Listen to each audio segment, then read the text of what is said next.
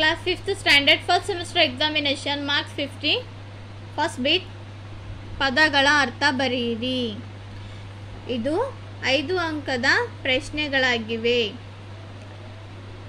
ನಾಡು, ಚಿತ್ತ, ಅಲೆ, ಹಿಗ್ಗು, ಅದ್ದೂರಿ 1 ಅಂಕದ 5 ಪ್ರಶ್ನೆಗಳಾಗಿವೆ. 5ನೇ ತರಗತಿಯ ಫಸ್ಟ್ ಸೆಮಿಸ್ಟರ್ ಎಕ್ಸಾಮಿನೇಷನ್ ಪ್ರಶ್ನೆ ಪತ್ರಿಕೆಯಾಗಿದೆ.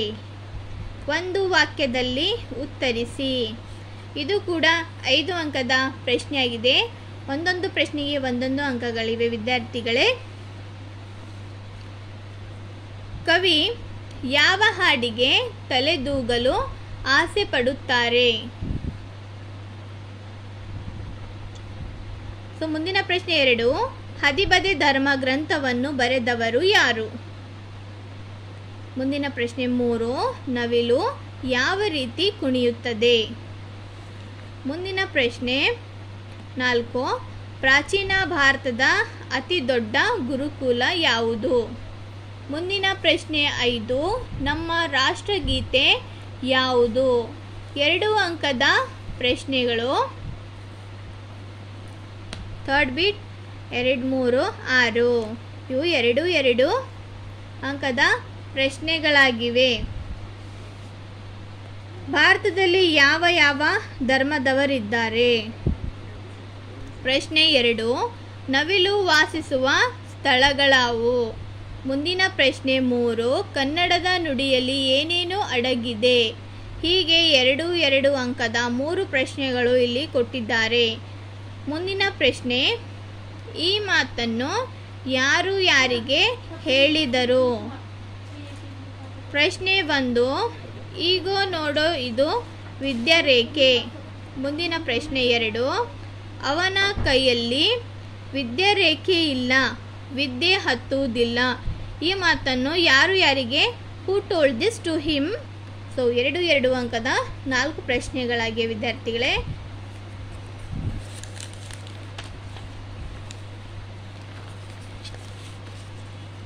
ಮುಂದಿನ ಪ್ರಶ್ನೆ 5th ಬಿಟ್. ಈ ಪದಗಳಿಗೆ ಏಕವಚನ ರೂಪ ಬರೆಯಿರಿ. ಬಹುವಚನವನ್ನು ಕೊಟ್ಟಿದ್ದಾರೆ, ನೀವು ಏಕವಚನವನ್ನು ಬರೀತಕ್ಕಂಥದ್ದು. ಗುಡಿಗಳು ಗುಡಿ, ತೊರೆಗಳು ತೊರೆ, ಶರಣರು ಶರಣ, ಹವಳಗಳು ಹವಳ. ಹೀಗೆ 4 ಅಂಕದ 1 ಅಂಕದ 4 ಇಲ್ಲಿ ಅಂಕದ ಪ್ರಶ್ನೆಯಾಗಿದೆ. ಮುಂದಿನ ಪ್ರಶ್ನೆ, ಬಿಟ್ಟ ಸ್ಥಳ ತುಂಬಿರಿ. Fill in the blanks. ನಮ್ಮ ರಾಷ್ಟ್ರಧ್ವಜವು ಡ್ಯಾಶ್ ಬಣ್ಣಗಳಿಂದ ಕೂಡಿದೆ. ಪ್ರಶ್ನೆ 2. ಪಾಣಿನಿಯ ತಾಯಿಯ ಹೆಸರು ಡ್ಯಾಶ್. ಮುಂದಿನ ಪ್ರಶ್ನೆ, ಕೇಸರಿ ಬಣ್ಣದ ಸಂಕೇತ ಡ್ಯಾಶ್. ಇಲ್ಲಿ ಕೇಸರಿ ಬಣ್ಣದ ಸಂಕೇತ ಯಾವುದು? ಹೀಗೆ ಬರೀತಕ್ಕಂಥದ್ದು.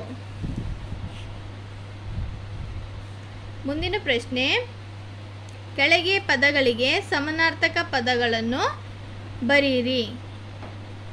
ಇಲ್ಲಿ ಸಮಾನಾರ್ಥಕ ಪದಗಳನ್ನು ಬರೀತಕ್ಕಂಥದ್ದು. ಇಲ್ಲಿ 3 ಅಂಕದ ಇಲ್ಲಿ ಪ್ರಶ್ನೆಯನ್ನು ಇವರು ಕೊಟ್ಟಿದ್ದಾರೆ. 1 ಅಂಕದ 3 ಪ್ರಶ್ನೆಯಾಗಿದೆ. ನಯನ, ಇದಕ್ಕೆ 2 ಸಮಾನಾರ್ಥಕ ಪದಗಳನ್ನು ಬರೀತಕ್ಕಂಥದ್ದಾಗಿದೆ ವಿದ್ಯಾರ್ಥಿಗಳೇ. ನವಿಲು, ರೆಕ್ಕೆ, ವಿರುದ್ಧಾರ್ಥಕ ಪದ ಬರೆಯಿರಿ. ಇದು 4 ಅಂಕದ ಪ್ರಶ್ನೆ. 1 ಅಂಕದ 4 ಪ್ರಶ್ನೆಗಳನ್ನು ಇಲ್ಲಿ ಅಪೋಸಿಟ್ ವರ್ಡ್ಸ್ಗಳನ್ನು ಕೊಟ್ಟಿದ್ದಾರೆ. ಇಲ್ಲಿ ಮೊದಲನೇ ಪ್ರಶ್ನೆ ಪುಣ್ಯ, ಪಾಪ. ಹೀಗೆ 3 ಶಿಸ್ತು, ಆರಂಭ, ಹೀಗೆ ಅಪೋಸಿಟ್ ವರ್ಡ್ಗಳನ್ನು ಕೂಡ ಇಲ್ಲಿ ಕೊಟ್ಟಿದ್ದಾರೆ. ಮುಂದಿನ ಪ್ರಶ್ನೆ ನೋಡೋಣ. ಈ ಪದಗಳನ್ನು ಬಿಡಿಸಿ ಬರೆಯಿರಿ. ಇಲ್ಲಿ 3 ಅಂಕದ 1 ಅಂಕದ 3 ಪ್ರಶ್ನೆಗಳನ್ನು ಕೊಟ್ಟಿದ್ದಾರೆ ವಿದ್ಯಾರ್ಥಿಗಳೇ. ಇಲ್ಲಿ ಬಿಡಿಸಿ ಬರೆಯಬೇಕು. ಬಾನಿನೆಡೆಗೆ, ಬಾನಿನ ಪ್ಲಸ್ ಎಡೆಗೆ, ಬಾನಿನೆಡೆಗೆ, ಹೀಗೆ ಬಿಡಿಸ್ತಕ್ಕಂಥದ್ದು. ಮೇಲಕೇರಿ, ಮೇಲಕೇರಿ, ಗೂಡಿನಾಚೆ, ಗೂಡಿನ ಪ್ಲಸ್ ಆಚೆ. ಹೀಗೆ ಈ ಒಂದು ಬಿಡಿಸಿ ಬರೀತಕ್ಕಂತಹ ಪದಗಳು 3 ಅಂಕದ್ದಾಗಿದೆ. ಮುಂದಿನ ಪ್ರಶ್ನೆ ಸ್ವಂತ ವಾಕ್ಯಗಳಲ್ಲಿ ಉಪಯೋಗಿಸಿ ಬರೆಯಿರಿ. ಇದು ಕೂಡ 3 ಅಂಕದ ಪ್ರಶ್ನೆಯಾಗಿದೆ. ಹಚ್ಚ ಹಸಿರು. ಸೊ ಇದಕ್ಕೆ ಉತ್ತರ ನಮ್ಮ ಶಾಲೆಯ ಮೈದಾನ ಹಚ್ಚ ಹಸಿರಿನಿಂದ ಕೂಡಿದೆ ಎಂದು ಕೂಡ ಬರೆಯಬಹುದು. ಸುಂದರ. ಕೃಷ್ಣನ ಕೊಳಲು ನೋಡಲು ಸುಂದರವಾಗಿದೆ. ಗೂಡು. ಹಕ್ಕಿಯು ಗೂಡನ್ನು ಕಟ್ಟಿ ವಾಸಿಸುತ್ತದೆ. ಸೊ ಹೀಗೆ ಸ್ವಂತ ವಾಕ್ಯದಲ್ಲಿ ಟ್ರೈ ಮಾಡ್ತಕ್ಕಂಥದ್ದು. ಮುಂದಿನ ಪ್ರಶ್ನೆ, ಬಿಟ್ಟ ಸ್ಥಳಗಳನ್ನು ನೀಡಿರುವ 4 ಉತ್ತರಗಳಲ್ಲಿ ಸರಿಯಾದದ್ದನ್ನು ಆರಿಸಿ ಬರೆಯಿರಿ. ಇದು ಕೂಡ 5 ಅಂಕದ ಪ್ರಶ್ನೆಗಳಾಗಿವೆ. ಷಣ್ಮುಖನ ವಾಹನ. ಇದಕ್ಕೆ ಉತ್ತರ 4 ಆಪ್ಷನ್ಗಳನ್ನು ನೀಡಿದ್ದಾರೆ. ಇದರಲ್ಲಿ ಒಂದು ಸೆಲೆಕ್ಟ್ ಮಾಡಿ ನೀವು ಬರೀತಕ್ಕಂಥದ್ದು. ಇಲ್ಲಿ ಷಣ್ಮುಖನ ವಾಹನ ಯಾವುದು ವಿದ್ಯಾರ್ಥಿಗಳೇ ಎಂದರೆ ನಂದಿ, ಕುದುರೆ, ನವಿಲು, ಗರುಡ ಅಂತ ಕೊಟ್ಟಿದ್ದಾರೆ. ಉತ್ತರ ನವಿಲು. ಮುಂದಿನ ಪ್ರಶ್ನೆ 2, ಗೂಡಿನಿಂದ ಹಕ್ಕಿ ಡ್ಯಾಶ್ ಹಾರಿತು. ನಾಡಿನೆಡೆಗೆ, ಬಾನಿನೆಡೆಗೆ, ಭೂಮಿನೆಡೆಗೆ, ಮನೆಯ ಕಡೆಗೆ. ಸೊ ಇದರ ಉತ್ತರ ಬಾನಿನೆಡೆಗೆ ಹಾರಿತು. ಮುಂದಿನ ಪ್ರಶ್ನೆ 3, ಮರಿ ಹಕ್ಕಿ ತಾನು ಕಂಡ ಸುಖವನ್ನು ಅಮ್ಮನಿಗೆ ಡ್ಯಾಶ್ ಹೇಳಿತು. ಸೊ ಎದ್ದು ಹೇಳಿತು, ಬಗ್ಗಿ ಹೇಳಿತು, ಕುಗ್ಗಿ ಹೇಳಿತು, ಹಿಗ್ಗಿ ಹೇಳಿತು. ಸೊ ಎದ್ದು ಹೇಳಿತು, ಬಗ್ಗಿ ಹೇಳಿತು, ಕುಗ್ಗಿ ಹೇಳಿತು, ಹಿಗ್ಗಿ ಹೇಳಿತು. ಸೊ ಇದರ ಉತ್ತರ ಬರಿತಕ್ಕಂಥದ್ದು. ಮುಂದಿನ ಪ್ರಶ್ನೆ 4, ದೀಪಾವಳಿ ಹಬ್ಬದಲ್ಲಿ ಡ್ಯಾಶ್ ಪೂಜೆ ಮಾಡುತ್ತಾರೆ. ಗಂಗೆ, ಗೌರಿ, ಲಕ್ಷ್ಮಿ ಡ್ಯಾಶ್. ಸೊ ಇಲ್ಲಿ ಲಕ್ಷ್ಮಿ ಪೂಜೆ ಮಾಡುತ್ತಾರೆ ವಿದ್ಯಾರ್ಥಿಗಳೇ. ಮುಂದಿನ ಪ್ರಶ್ನೆ 5, ಶಿಕ್ಷಕರ ದಿನವನ್ನು ಡ್ಯಾಶ್ ಆಚರಿಸುತ್ತೇವೆ. ಸೊ ಇಲ್ಲಿ ಶಿಕ್ಷಕರ ದಿನವನ್ನು ಯಾವ ತಿಂಗಳಿನಲ್ಲಿ ನಾವು ಆಚರಣೆ ಮಾಡುತ್ತೇವೆ? ಇದರ ಉತ್ತರ ಸೆಪ್ಟೆಂಬರ್ 5.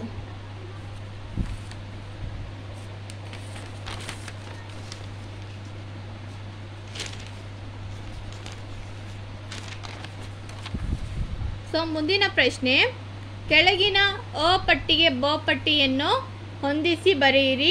5 ಅಂಕದ ಇಲ್ಲಿ ಪ್ರಶ್ನೆಗಳನ್ನು ಕೊಟ್ಟಿದ್ದಾರೆ. ಅ ಪಟ್ಟಿ ಯುಗಾದಿ ಆಚರಣೆ, ಗಣರಾಜ್ಯ ದಿನಾಚರಣೆ, ಸ್ವತಂತ್ರ ದಿನಾಚರಣೆ, ಮಕ್ಕಳ ದಿನಾಚರಣೆ, ಕ್ರಿಸ್ಮಸ್. ಇವು ಕೂಡ 5 ಹೊಂದಿಸಿ ಬರಿತಕ್ಕಂತಹ ಒಂದು ಮ್ಯಾಥ್ ದ ಫಾಲೋಯಿಂಗ್ 5 ಅಂಕದ ಪ್ರಶ್ನೆಯಾಗಿದೆ. ಐ ಹೋಪ್ 5ನೇ ತರಗತಿಯ ಎಸ್ಸೆ 1ರ ಪ್ರಶ್ನೆ ಪತ್ರಿಕೆ ನಿಮ್ಮೆಲ್ಲರಿಗೂ ತುಂಬ 5ನೇ ತರಗತಿಯ ವಿದ್ಯಾರ್ಥಿಗಳಿಗೆ ಹೆಲ್ಪ್ಫುಲ್ ಮತ್ತು ಇಷ್ಟ ಆದರೆ ಕನ್ನಡ ಮೀಡಿಯಂ ಚಾನಲ್ಗೆ ತಪ್ಪದೇ ಸಬ್ಸ್ಕ್ರೈಬ್ ಆಗಿ, ಕಮೆಂಟ್ ಮತ್ತು ವಿಡಿಯೋವನ್ನು ಲೈಕ್ ಮತ್ತು ಶೇರ್ ಮಾಡೋದನ್ನು ಮರೆಯಬೇಡಿ. ಮುಂದಿನ ವಿಡಿಯೋಗಾಗಿ ಧನ್ಯವಾದಗಳು.